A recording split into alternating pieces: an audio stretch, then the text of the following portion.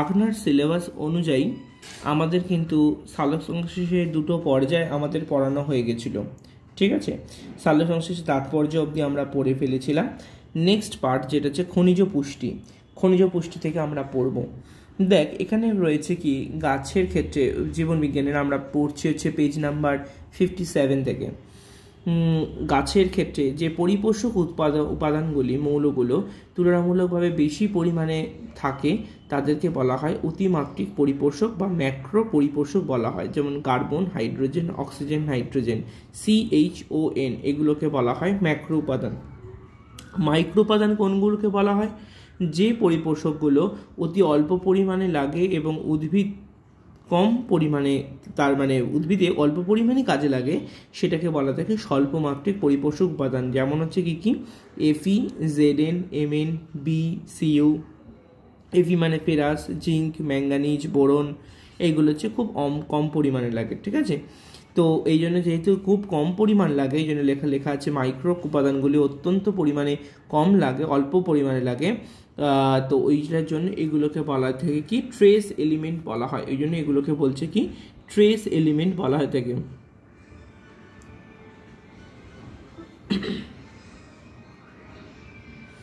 চলে যাচ্ছি উদ্ভিদ দেহে অপরিহার্য খনিজ পদার্থের সাধারণত কাজগুলো কি কি। ফার্স্ট গঠনটা হচ্ছে যে অপরিহার্য খনিজ পদার্থের সাধারণত হচ্ছে কাজগুলো, মানে প্রোটোপ্লাজম গঠন কি কি বলছে।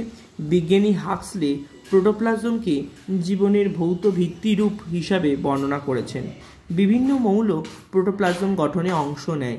এগুলো হচ্ছে কি কার্বন, হাইড্রোজেন, অক্সিজেন, নাইট্রোজেন, ঠিক আছে। তাহলে এগুলো হচ্ছে কী করছে প্রোটোপ্লাজম গঠন করছে। তাহলে এটা হচ্ছে জীবনের একটা ভৌত ভিত্তি হিসাবে এগুলোকে বলা হয়। উৎসেচক গঠনে কাদের ভূমিকা আছে? বিভিন্ন মৌল বা আয়ন উৎসেচকের কোফ্যাক্টর রূপে কাজ করে, উৎসেচকের ক্রিয়াকে ত্বরান্বিত করে। যেমন হচ্ছে দেখ লেখা আছে জিঙ্ক মৌল কার্বনিক অ্যানহাইড্রেজ ও অ্যালকোহল ডিহাইড্রোজিনেজের সঙ্গে Mg2+ হেক্সোকাইনেজের কোফ্যাক্টর রূপে কাজ করে থাকে। জাস্ট শুধু ফার্স্ট লাইনটা পড়বি তাহলেই হয়ে যাবে, ঠিক আছে। তাহলে কে কোথায় কোফ্যাক্টর রূপে কাজ করে থাকে। চলে যাচ্ছে আমরা পরবর্তী পেজে। পরবর্তী পেজে দেখ আমরা কি কি বলছি, সবকটা পয়েন্ট পড়ার দরকার নেই। পড়ব হচ্ছে অভিশ্রবণীয় ভারসাম্য। অভিশ্রবণীয় ভারসাম্য মানে কি বলছি, বিভিন্ন খনিজ পদার্থ যেমন হচ্ছে কি কি nitrate, sulphate, chlorine ion, potassium ion, এগুলো অভিশ্রবণীয় ভারসাম্য হিসাবে কিন্তু বজায় থাকে, ঠিক আছে। তাহলে এগুলো হচ্ছে অভিশ্রবণীয় ভারসাম্য হিসাবে বজায় থাকে। নেক্সট পয়েন্ট হচ্ছে ক্লোরোফিল সংশ্লেষ। ম্যাগনেসিয়াম ক্লোরোফিল অণুর কেন্দ্রীয় ধাতু হিসাবে থাকে এবং ক্লোরোফিল সংশ্লেষে গুরুত্বপূর্ণ ভূমিকা পালন করে। এছাড়া দস্তা, লৌহ মৌলগুলোও ক্লোরোফিল অংশ নিয়ে থাকে, ঠিক আছে। তাহলে ক্লোরোফিল সংশ্লেষে অংশ নেয়, ঠিক আছে। চলে যাচ্ছি তার পরের পার্ট বাষ্পমোচন। চলে যাচ্ছি দেখ বাষ্পমোচন। বাষ্পমোচন কাকে বলে বলছে, যে শারীরবৃত্তীয় প্রক্রিয়ায় উদ্ভিদ দেহের প্রয়োজনের অতিরিক্ত জল বাষ্পের আকারে বায়ব অংশের মাধ্যমে দেহের বাইরের নির্গত হয়ে যায় তাকে বলা থেকে বাষ্পমোচন বা প্রস্বেদন বলা হয়। তাহলে বাষ্পমোচন আর বাষ্পীভবন দুটোর মধ্যে পার্থক্য কি দেখ। বাষ্পমোচনটা এটি একটি শারীরবৃত্তীয় প্রক্রিয়া, বাষ্পীভবনটা এটি একটি ভৌত প্রক্রিয়া। বাষ্পমোচন এই প্রক্রিয়া প্রধানত দিনের বেলায় সূর্যালোকে অবভিয়াসলি কী হয়, সূর্যের তাপের জন্যই বাষ্পমোচনটা হবে। আর বাষ্পভবনটা হচ্ছে সারা দিন রাত্রি দিবারাত্র ঘটে থাকে। বাষ্পমোচনের ফলে প্রোটোপ্লাজম দ্বারা নিয়ন্ত্রিত হয়, আর বাষ্পীভবন হচ্ছে কিন্তু প্রোটোপ্লাজম দ্বারা নিয়ন্ত্রিত হয় না, ঠিক আছে। বাষ্পমোচন বিভিন্ন প্রকার চাপের অস্তিত্ব পরিলক্ষিত হয়, বাষ্পীভবনে কিন্তু কোনো রকম চাপের উপস্থিতির বা পরিস্থিতি লক্ষ্য করা যায় না। বাষ্পমোচনের স্থান, বাষ্পমোচন কোথায় কোথায় হয় দেখ লেখা আছে। বাষ্পমোচন হচ্ছে পত্ররন্ধ্র, লেন্টিসেল, কিউটিকালের ছিদ্র দিয়ে ঘটে থাকে, ঠিক আছে। প্রায় 90 থেকে 97% বাষ্পমোচন পত্ররন্ধ্রের মাধ্যমে ঘটে থাকে। তাহলে বাষ্পমোচন হচ্ছে 90 থেকে 97% বাষ্পমোচন পত্ররন্ধ্রের মাধ্যমে কিন্তু ঘটে থাকে। এবার দেখ কতগুলো পার্টস রয়েছে, কি কি বলছে। পাতার পত্ররন্ধ্র, পত্ররন্ধ্রটা কি বলছে পত্ররন্ধ্রটা মানে হচ্ছে পাতার পৃষ্ঠতল বা ত্বকের মধ্যে অসংখ্য ক্ষুদ্র উপবৃত্তাকার ছিদ্র থাকে, যাদেরকে বলা থাকে পত্ররন্ধ্র বা স্টোমাটা বলা হয়। প্রত্যেকটা পত্ররন্ধ্র দুটো অর্ধচন্দ্রাকার রক্ষীকোষ এবং এদের দ্বারা বেষ্টিত একটি রন্ধ্র নিয়ে গঠিত হয়ে থাকে। তাহলে দুটো অর্ধচন্দ্রাকার রক্ষীকোষ এবং একটি রন্ধ্র নিয়ে গঠিত। পত্ররন্ধ্রের চারপাশের ত্বককোষগুলো অন্যান্য ত্বককোষ অপেক্ষা একটু ভিন্ন প্রকৃতির হয়ে থাকে, এদেরকে বলা হয় সম্পূরক কোষ। তাহলে পত্ররন্ধ্রের চারপাশের ত্বকের কোষগুলো অন্যান্য ত্বককোষ অপেক্ষা একটু ভিন্ন প্রকৃতির হয়, এদেরকে সম্পূরক কোষ বলা হয়ে থাকে। প্রত্যেকটা পত্ররন্ধ্রের নিচে একটি গহ্বর থাকে, তাকে বলা হয় উপপত্ররন্ধ্র কক্ষ বলা থাকে। সেটাকে বলা থাকে কি? উপপত্ররন্ধ্র কক্ষ বলা হয়। কক্ষটি পত্ররন্ধ্রের মাধ্যমে বাইরে উন্মুক্ত হয়। রক্ষীকোষে একটি নিউক্লিয়াস, ক্লোরোপ্লাস্ট, শ্বেতসার দানা থাকে। রক্ষীকোষ দুটো পত্ররন্ধ্র বন্ধ আর খোলার প্রক্রিয়াকে নিয়ন্ত্রণ করে থাকে। মানে রসস্ফীতি হ্রাস বা বৃদ্ধি হলে তখনই কিন্তু বাষ্পমোচনের পত্ররন্ধ্রটা খুলবে, যার ফলে বাষ্পমোচন হবে। চলে যাচ্ছি তার পরের পার্ট, লেন্টিসেলের মাধ্যমে বাষ্পমোচন। লেন্টিসেলটা মানে কি বলছে? কাষ্ঠল উদ্ভিদের কাণ্ড বা শাখার গায়ে বিন্দু বিন্দু ন্যায় লেন্স আকৃতির যেটা দেখতে পাওয়া যায় সেটাকে বলা থেকে লেন্টিসেল বলা হয়। এই লেন্টিসেলের মাধ্যমে উদ্ভিদের বাষ্পমোচন প্রক্রিয়াকে লেন্টিকিউলার বাষ্পমোচন বলা হয়। মোট বাষ্পমোচনের প্রায় 0.1% লেন্টিসেলের মাধ্যমে কিন্তু ঘটে থাকে। ঠিক আছে, দেন চলে আসছে কিউটিকল। পাতার ঊর্ধ্ব আর নিম্ন ত্বকের ওপরে বহিঃপ্রাচীরে কিউটিন নামক এক ধরনের স্নেহ পদার্থের যে আবরণী থাকে তাকে বলা হয় কিউটিকল। কিউটিকল প্রধানত বাষ্পমোচন রোধ করলেও কিউটিকল স্তরে উপস্থিত সূক্ষ্ম ফাটলের মাধ্যমে বাষ্পমোচন করে থাকে। প্রায় 3 থেকে 10% বাষ্পমোচন ত্বকের সাহায্যে হয়ে থাকে, মানে কিউটিকল যে ত্বক সেটার মাধ্যমে হয়ে থাকে। বাষ্পমোচনের নিয়ন্ত্রণকারী কিছু শর্ত আছে, সেই নিয়ন্ত্রণকারী শর্তগুলো কি কি? শর্তগুলো হচ্ছে উষ্ণতা। পত্ররন্ধ্র একমাত্র সাধারণত 10 থেকে 25 ডিগ্রিতে পত্ররন্ধ্র বন্ধ উন্মোচন প্রক্রিয়া নিয়ন্ত্রিত হয়ে থাকে। ঠিক আছে, তাহলে কত ডিগ্রি টেম্পারেচার হয়? 10 থেকে 25-এর মধ্যে কিন্তু এই নিয়ন্ত্রিতটা হয়ে থাকে। গ্রীষ্মকালে বাষ্পমোচনের হার সব থেকে বেশি থাকে। বায়ুর আর্দ্রতা বা পরিবেশ, জলীয় বাষ্পের পরিমাণ বেড়ে গেলে প্রস্বেদনের হার কিন্তু কমে যায়। তার মানে জলীয় বাষ্প যদি বেশি হয়ে যায় তখন কি হবে? তখন আস্তে আস্তে ওটার হার কমে যাবে। আচ্ছা, চলে যাচ্ছি তার পরের পার্টটা। তাহলে বায়ুর আর্দ্রতা, তাহলে কি বললাম? বায়ুর আর্দ্রতা, পরিবেশে জলীয় বাষ্পের পরিমাণ বেড়ে গেলে প্রস্বেদনের হার কমে যাবে। অপরদিকে বায়ুর মধ্যে কম আর্দ্রতা থাকলে প্রস্বেদনের হার বেড়ে যাবে। বায়ুপ্রবাহ যত বেশি হবে বাষ্পমোচন হারটাও তত বেশি হবে। এই জন্য বলছে বায়ুপ্রবাহের হার বৃদ্ধি পেলে নিকটবর্তী অঞ্চল থেকে জলীয় বাষ্প অপসারিত হয় বলে বাষ্পমোচনের হারটা বেড়ে যায়। আবার বায়ুপ্রবাহ পত্ররন্ধ্র কি হয়? বন্ধ হয়ে গেলে বাষ্পমোচনের হারটা কি হয়? কমে যায়। আলোক যদি বেশি হয় তার মানে এটাও কিন্তু পরোক্ষভাবে ভূমিকা গ্রহণ করে থাকে। আলোকের উপস্থিতিতে আলোক বাষ্পমোচনের হারকে প্রত্যক্ষভাবে নিয়ন্ত্রিত না করলেও পরোক্ষভাবে নিয়ন্ত্রিত হয়। আলোকের উপস্থিতিতে তাপশক্তির বৃদ্ধিতে পত্ররন্ধ্র উন্মোচন হয়, পত্ররন্ধ্র বন্ধ হয়ে যায়। ঠিক আছে, আলোকের উপস্থিতিতে। পাতার গঠন বৈশিষ্ট্য, যেমন হচ্ছে এই লাইনটা ভেরি ভেরি ইম্পর্টেন্ট, এখানটা কিন্তু ভালো করে পড়তে হবে। যেমন লেখা আছে পাইন গাছে সূচাকার পত্ররন্ধ্রের জন্য বাষ্পমোচনটা কম হয়। পরীক্ষার প্রশ্ন আছে কীরকম? তার বলে দিল যে পাইন গাছে কেন বাষ্পমোচন কম হয়, তখন লিখতে হবে যে সূচাকার পত্রের জন্য। ঠিক আছে, মানে ছুঁচের মতো আকৃতি দেখতে পাওয়া যায় বলে এটাকে বলা হয়। ঠিক আছে, তারপর হচ্ছে কি ফণিমনসার পাতা কি হয়েছে? কাঁটায় রূপান্তরিত হয়ে গেছে, যার ফলে ওদের বাষ্পমোচন হয় না। পাতার ত্বকে পুরো কিউটিকল থাকে, এটা মানে তেলে পদার্থ থাকে, ওই তেলে পদার্থটা থাকার জন্য বাষ্পমোচন কম হয়ে থাকে। নেক্সট পয়েন্ট হচ্ছে কি? যেমন হচ্ছে পাতার পৃষ্ঠ থেকে অতিরিক্ত রোম বা শল্ক থাকলে, যেমন জাঙ্গল উদ্ভিদের ক্ষেত্রে এক ধরনের শল্ক থাকলে বাষ্পমোচন হার কম হয়ে যায়। পাতার তল যত প্রসারিত হবে অধিক সংখ্যার পত্ররন্ধ্রের জন্য বাষ্পমোচনের হার বেশি হবে। পাতার পত্ররন্ধ্র নিবেশিত হলে বাষ্পমোচন কমে। যেমন করবি পাতাগুলো দেখবি নিচের দিকে এরকম ডাউন হয়ে গেছে, তার মানে ওগুলো হচ্ছে কি হবে? ওগুলো হচ্ছে কিন্তু বাষ্পমোচন হার কমানোর জন্যই করা আছে। ঠিক আছে, আচ্ছা চলে যাচ্ছি তার পরের পার্টটা, বাষ্পমোচনের তাৎপর্য হচ্ছে ভেরি ভেরি একটা ইম্পর্টেন্ট লাইন হচ্ছে বাষ্পমোচনকে প্রয়োজনীয় ক্ষতি বলা হয় কেন? তাহলে প্রথম প্রশ্ন আসবে কি বাষ্পমোচনকে কেন প্রয়োজন বলছে? কারণ দেখ, বাষ্পমোচন হলে কি হবে? গাছের মধ্যেকার যে অতিরিক্ত জল সেটা বাষ্পমোচিত হয়ে বেরিয়ে আসবে, তার মানে ওই জন্য ওটাকে বলা থেকে প্রয়োজনীয় বলা হয়। আর ক্ষতিকারক কেন বলা হবে? কারণ অতিরিক্তভাবে যদি বাষ্পমোচন হয়ে যায় তার মানে কি হবে? অতিরিক্ত জন্য দেখবি এখানে লেখা আছে, দেখ গ্রীষ্মকালের মাটিতে জলের পরিমাণ কমে গেলে আলো আর তাপের প্রভাবে অতিরিক্ত বাষ্পমোচন ঘটে, ফলে উদ্ভিদ কলায় রসস্ফীতি চাপ কমে যাওয়ার জন্য গাছের পাতা আরও কি হয়? নেতিয়ে পড়ে। ঠিক আছে। তাহলে গ্রীষ্মকালে জলের পরিমাণ কমে গেলে আলো আর তাপের প্রভাবে অতিরিক্ত বাষ্পমোচন ঘটে, ফলে রসস্ফীতির চাপ কমে যাওয়ার জন্য পাতাটা কি নেতিয়ে পড়ে। এই নেতিয়ে পড়াটাকে, এই যে লক্ষণটাকে বলা হয় উইল্টিং বলা হয়, অর্থাৎ দীর্ঘদিন এই অবস্থা চলতে থাকলে গাছটা কিন্তু মারা যেতে পারে। তাই জন্য এটাকে বলা হয় থাকে প্রয়োজনীয় ক্ষতিকারক প্রক্রিয়া বলা হয়। ঠিক আছে। উপকারী ভূমিকা কেন বলছে, তার থেকে দুটো কারণ আমরা বলে দেবো। একটা হচ্ছে জল শোষণ। বাষ্পমোচনের ফলে কোষের মধ্যে ব্যাপন চাপ ঘাটতি দেখা যায়, ফলে মূল দিয়ে খনিজ লবণ মিশ্রিত জল শোষিত হয়ে যায়। তাহলে বাষ্পমোচনের ফলে কোষের মধ্যে ব্যাপন চাপ ঘাটতি হয়ে যায়, ফলে মূল দিয়ে খনিজ লবণ মিশ্রিত জল শোষিত হয়।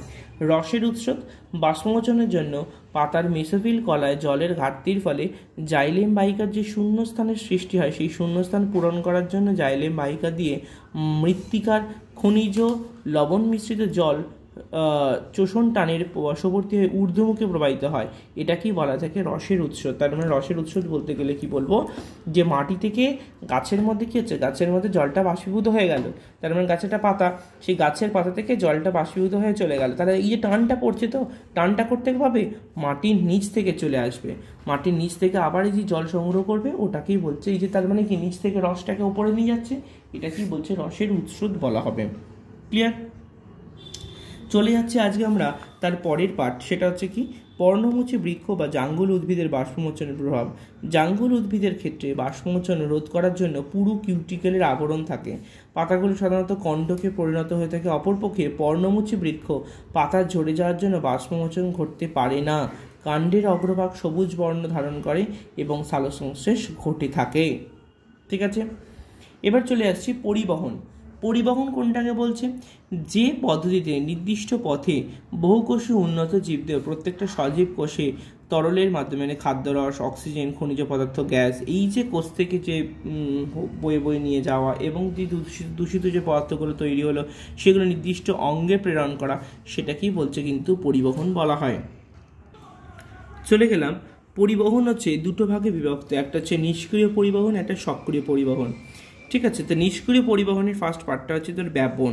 ব্যাপন কাকে বলছে, যে ভৌত প্রক্রিয়ায় নিজস্ব গতিশক্তির প্রভাবে দুটো পৃথক পদার্থের অণু বা আয়নগুলো বেশি ঘনত্বযুক্ত স্থান থেকে কম ঘনত্বযুক্ত স্থানের মধ্যে গমন করে থাকে, সেটাকে বলা যায় কি ব্যাপন বলা। তাহলে কি বলছে, যে ভৌত প্রক্রিয়ায় নিজস্ব গতিশক্তির প্রভাবে দুটো পৃথক পদার্থের অণু বা আয়নগুলো বেশি ঘনত্ব থেকে কম ঘনত্বের দিকে যায়, সেটাকে বলা থাকে ব্যাপন। তাহলে ব্যাপন কাকে বলছে, ব্যাপনের ওয়ার্ডটা দিয়ে মনে রাখবি ব দিয়ে ব, তার মানে কি ব্যাপন মানে হচ্ছে বেশি ঘনত্ব থেকে কম ঘনত্বের দিকে যাওয়াটাকে বলছে কি ব্যাপন। ঠিক আছে। আচ্ছা, তাহলে এরকম বেশি ঘনত্বযুক্ত স্থান থেকে কম ঘনত্বের দিকে এই যে ছড়িয়ে পড়াটাকে বলা হচ্ছে ব্যাপন। তাহলে ব্যাপনের বৈশিষ্ট্য কি, ব্যাপন কোনো বাহকের প্রয়োজন হয় না। ঠিক আছে। তাহলে ব্যাপন হচ্ছে কি কোনো এর প্রয়োজন হয় না। কঠিন তরল গ্যাস সব রকম মাধ্যমে কিন্তু ব্যাপন ঘটে থাকে। দেখ, কঠিন তরল গ্যাস হচ্ছে কঠিন, উজালাটা কঠিন, তাহলে উজালাটাকে আমি এক ফোঁটা জলের মধ্যে দিলাম, জলটা পুরো নীল হয়ে গেল, তার মানে কি এটা ব্যাপন হলো, কারণ বেশি ঘনত্ব থেকে কম ঘনত্ব দিকে গেল। তরলেও সেরকম আছে, আমি ওটা তরল দিয়ে বললাম। তারপর হচ্ছে গ্যাসে হচ্ছে ঘরের মধ্যে ধূপ জ্বালালাম। ঠিক আছে। তাহলে ধূপ জ্বালালে কি হবে, তার যে গন্ধটা, সেই গন্ধটা কি হলো চারদিকে ছড়িয়ে গেল, তাহলে মানে এই যে তাহলে ব্যাপন প্রক্রিয়া ঘটলো। এবং এই প্রক্রিয়াটা কী হয়, ধীর গতিতে ঘটে থাকে। এই প্রক্রিয়াটা কী হয়, ধীর গতিতে ঘটে। ব্যাপন কোষ পর্দার মধ্য দিয়ে, কোষ পর্দা ছাড়াও কিন্তু ঘটতে পারে। তাহলে কোষ পর্দার মধ্য দিয়ে ঘটতে পারে, কোষ পর্দা ছাড়াও ঘটতে পারে। ঠিক আছে। ব্যাপনের গুরুত্ব কি, তাহলে ব্যাপন গুরুত্ব হচ্ছে পরিবেশ থেকে বিভিন্ন গ্যাসের মধ্যে যে O2 CO2 গ্রহণ এবং বিনিময়, এই যে টোটাল যে বিনিময় যেটা, সেটা কিন্তু হয়ে থাকে। জল এবং জলে দ্রবীভূত সকল বস্তু সজীব কোষে কিন্তু ব্যাপনের মাধ্যমে কিন্তু প্রবেশ করে থাকে। তারপর 6 নম্বর পয়েন্টে দেখ বলছে, উদ্ভিদের বাষ্পমোচন, সালোকসংশ্লেষ, শ্বসনে উৎপন্ন জলীয় বাষ্প, অক্সিজেন, কার্বন ডাইঅক্সাইড ব্যাপনের মাধ্যমেই কিন্তু এগুলো নির্গত হয়ে থাকে। তাহলে এই যে এগুলো তৈরি হচ্ছে, এগুলো কিন্তু ব্যাপনের মাধ্যমে আবার নির্গত হয়ে যায়। ঠিক আছে। চলে গেলাম হচ্ছে সঞ্চয় কোষ থেকে সঞ্চিত বস্তুর চলাচল। ধর কোনো একটা জায়গায় স্ট্যাক করা আছে, সেখান থেকে এই যে নিয়ে যাতায়াত, সেটাকে বলছে ব্যাপনের সাহায্যে ঘটে থাকে। চলে যাচ্ছি তার পরের পেজ, সেটাকে বলা হচ্ছে অভিস্রবণ। তাহলে ব্যাপন বললাম, অভিস্রবণটা ঠিক ব্যাপনের ঠিক উল্টো। অর্থাৎ অভিস্রবণ মানে হচ্ছে কি কম ঘনত্ব স্থান থেকে বেশি ঘনত্ব স্থানের দিকে যাবে। এই জন্য দেখ লেখা আছে কম ঘনত্ব দ্রবণ থেকে বেশি ঘনত্বের দ্রবণে প্রবেশ করে, সেটাকে বলা থেকে অভিস্রবণ বলা হয়। অভিস্রবণ কি? অভিস্রবণকে বলা থেকে একটি নিষ্ক্রিয় পরিবহন পদ্ধতি বলা হয়। অভিস্রবণকে বলা হচ্ছে কি? নিষ্ক্রিয় পরিবহন পদ্ধতি। আচ্ছা, দুটো লাইন ইম্পর্টেন্ট আছে, একটা হচ্ছে অন্ত অভিস্রবণ আর একটা হচ্ছে বহি অভিস্রবণ। কোষীয় দ্রবণের ঘনত্ব অপেক্ষা কম হলে, তাহলে এই এখানে বলছে পরিবেশে দ্রবণের ঘনত্ব কোষীয় দ্রবণের ঘনত্ব অপেক্ষা কম হয়ে গেলে পরিবেশ থেকে জল কোষ পর্দা ভেদ করে ভিতরে প্রবেশ করে, এটাকে বলা হয় অন্ত অভিস্রবণ। অন্ত অভিস্রবণ একটা ভালো এক্সাম্পল আমরা কোথায় দেখবো বলবো, যেমন হচ্ছে কিশমিশ হচ্ছে চোপসানো জিনিস, ওটাকে তুই জলের মধ্যে রেখে দেখবি কিছুক্ষণ পর দেখবি ওটা ফুলে গেছে। কারণ হচ্ছে কি? পরিবেশের দ্রবণের ঘনত্ব কোষীয় দ্রবণ ঘনত্ব অপেক্ষা কম, মানে এর মধ্যে কোষীয় দ্রবণ মানে হচ্ছে এখানে হচ্ছে কিশমিশের ভেতরে ঘনত্বটা কম কিন্তু বাইরের ঘনত্বটা বেশি, ওই জন্য পরিবেশ থেকে জল কি হবে ওর মধ্যে কোষের মধ্যে ঢুকে পড়বে, এটাকে বলা থাকে অন্ত অভিস্রবণ। আর পরিবেশের ঘনত্বটা যদি কোষীয় দ্রবণের ঘনত্ব অপেক্ষা বেশি হয়ে যায় সেটাকে বলা থাকে বহি অভিস্রবণ। বহি অভিস্রবণ কি হয়? জল বাইরে বেরিয়ে যায়। যেমন এক্সাম্পল দেখ কীরকম, যেমন হচ্ছে আমরা যে কোনো ফল চাটনি বা আচার যখন করা হয় তখন আমরা কী হয় নুন মাখিয়ে রেখে দিই, তাহলে নুন মাখিয়ে রাখলে কি হয় গা থেকে যে জলটা সেটা বেরিয়ে আসে। আবার মাছকে কাটা হলো, মাছটাকে দেখবি আমরা নুন হলুদ মাখিয়ে আমরা এরমভাবে রেখে দিই, তো ওইটার জন্যই কিন্তু মাছের ভেতরে যে জল সেটা বাইরে বেরিয়ে যায়। ঠিক আছে, এটাকে বলছে কি? বহি অভিস্রবণ বলা হয়। তাহলে অভিস্রবণের বৈশিষ্ট্যগুলো কি কি আমরা পড়বো হচ্ছে, একেরটা পড়বো, তিনেরটা পড়বো, পাঁচেরটা পড়বো। একেরটা বলছে অভিস্রবণের নিষ্ক্রিয় পরিবহন পদ্ধতি। 3 নম্বর পয়েন্ট বলছে কোষের বাইরের দ্রব কোষের ভেতরেতে প্রবেশ করছে, তাহলে অবভিয়াসলি বললাম বাইরের জিনিস ভেতরে প্রবেশ করছে। 5 নম্বর হচ্ছে অভিস্রবণ প্রক্রিয়া দ্বারা কোষটি সজীব বা মৃত সেটা জানা যায়, তার মানে যদি ভেতর থেকে ঢোকে বা বাইরে বেরিয়ে যায় তার মানে আমরা বুঝতে পারবো যে কিছু না কিছু ঘটছে। ঠিক আছে, তাহলে অভিস্রবণের গুরুত্ব কি? অভিস্রবণের গুরুত্ব হচ্ছে কোষান্তর অভিস্রবণ প্রক্রিয়া শোষিত জল জাইলেম বাহিকা এবং জাইলেম বাহিকা থেকে অন্যান্য যে সমস্ত কলা সেগুলোতে পৌঁছে যায়। রসস্ফীতি বিরুৎ জাতীয় উদ্ভিদ অঙ্গকে দৃঢ় রাখে। রসস্ফীতি বিরুৎ জাতীয় গাছ মানে কোনগুলো? যেগুলো হচ্ছে কলা গাছে, যেগুলো কলার পেটোটা দেখবি হাত দিয়ে দেখবি পেটোটা ফচ করে আঙুল ঢুকে যায়, ঠিক আছে, তাহলে সেটাকে বলা থাকে বিরুৎ জাতীয় গাছ। তাহলে সেই যত বেশি রসস্ফীতি হবে তত ভেতরের অঙ্গটাকে দৃঢ় করবে, শক্ত করে দেবে। রসস্ফীতির ফলে মূল এবং কাণ্ডের মধ্যে ভাজক কলা কোষের প্রসারণ ঘটে। যেমন আছে তুই তো আমাদের নিজেদের বাড়িতে যদি গাছের টবেতে একটা জবা গাছ বসাই আর মাটিতে একটা জবা গাছ বসাই, দেখবো গাছের শিকড়টা কিন্তু যেটা মাটিতে বসা হয়েছে তার শিকড়টা অনেক মোটা হয়ে গেছে, অনেক দূর পর্যন্ত বিস্তৃত হয়েছে। কারণ কি? সেখানে জলটা বেশি পাচ্ছে, ওটার জন্য হচ্ছে। রসস্ফীতির দরুন বিভিন্ন অঙ্গের চলন দেখা যায়, যেমন ফটোনাস্টি, সিসমোনাস্টি, যেরকম বেশি হবে সেটার উপর কিন্তু পুরোটাই ডিপেন্ড করবে। ক্লিয়ার? উদ্ভিদের রেণুস্থলীর বিদারী ফলের বিদারণ পরোক্ষভাবে অভিস্রবণের ওপর কিন্তু নির্ভরশীল হয়ে থাকে।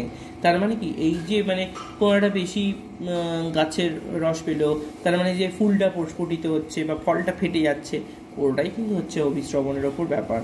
ঠিক আছে, তো আজকে আমি এই 62 পেজ অবধি আমি আজকে পড়ালাম। পরবর্তী দিনে বা পরের দিন আমরা কিন্তু 63 পেজ থেকে শুরু করে দেবো। ঠিক আছে, তাও তোদেরকে বলে রাখছি পরের দিন যেহেতু 63, 64, 65, 66 পড়ালে আমাদের চ্যাপ্টারটা শেষ হয়ে যাবে, তাই জন্য আমরা কি করব, আমি আজকে ওই জন্য শ্বসনের কিছু প্রশ্ন আনসারও পাঠিয়ে দিচ্ছি গ্রুপের মধ্যে। ঠিক আছে, শ্বসন চ্যাপ্টারটা, পরবর্তী চ্যাপ্টারটা আছে শ্বসন, এই শ্বসন চ্যাপ্টারের প্রশ্নগুলো আমি পাঠিয়ে রাখছি, যেহেতু পরের দিন ওটাও কিছুটা শুরু করে দেবো তাই জন্যই বলে রাখছি। ঠিক আছে, আজকে ভৌত বিজ্ঞান এবং জীবন বিজ্ঞান এই দুটোই পড়ালাম।